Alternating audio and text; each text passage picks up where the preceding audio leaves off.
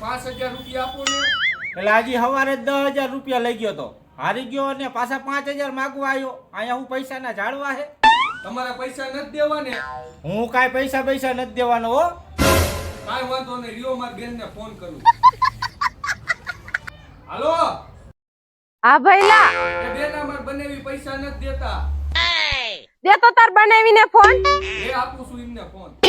હાલો, તમે મારા ભાઈને પૈસા દેવાની કેમ ના પાડો છો? હું કાંઈ પૈસા નથી દેવાનો હો.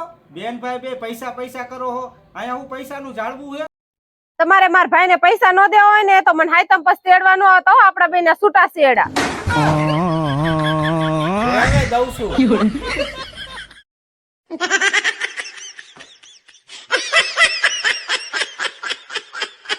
ભાઈ ઓય ઓય